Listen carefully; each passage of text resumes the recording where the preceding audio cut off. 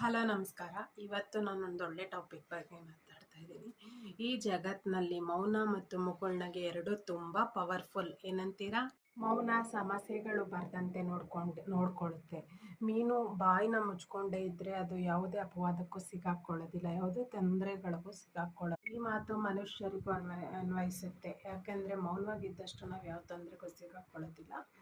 So ಮೌನ ಮುರಿದಾಗಲೇ ನಾವು ಹಲವಾರು ತೊಂದರೆಗಳಿಗೆ ಸಿಗಾಕೊಳ್ಳೋದು. ನಾವು ಬಾಯ್ಬಿಟ್ಟು ಮಾತಾಡ್ದಾಗಲೇ ತುಂಬ ತೊಂದರೆಗೆ ಸಿಕ್ಕಿದ್ರೆ ಎಷ್ಟೇ ಚೆನ್ನಾಗಿ ಗಾಡಿ ಎಳೆದ್ರು ಚಾಟಿ ಏಟು ತಪ್ಪಿದ್ದಲ್ಲ.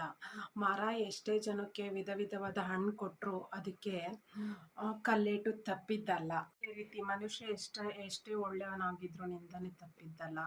ಹಾಗಂತ ಕೈಕಟ್ಟಿ ಕೂತ್ಕೊಳ್ಳೇಬಾರ್ದು. ಯಶಸ್ಸಿನ ಮೊದಲ ಹೆಜ್ಜೆಯೇ ಪ್ರಯತ್ನ. ದಾರಿ ಇಲ್ಲ ಅಂತ ನಾವು ನಡೆಯೋದೇ ಇರಬಾರ್ದು, ನಡೆದಿದ್ದೇ ದಾರಿ ಮಾಡ್ಕೋಬೇಕು.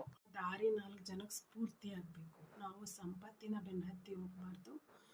ಸೊ ಶ್ರಮದ ಬೆನ್ನತ್ತಬೇಕು. ಆಗ ಸಿರಿವಂತಿಕೆ ಮತ್ತು ಸಾಧನೆ ನಮ್ಮನ್ನು ಫಾಲೋ ಮಾಡ್ಕೊಂಡು ಬರುತ್ತೆ, ಹಿಂಬಾಲಿಸ್ಕೊಂಡು ಬರುತ್ತೆ. ಒಬ್ಬರಣ ತುಳಿದು ಬದುಕಬಾರ್ದು, ತಿಳಿದು ಬದುಕೋಣ.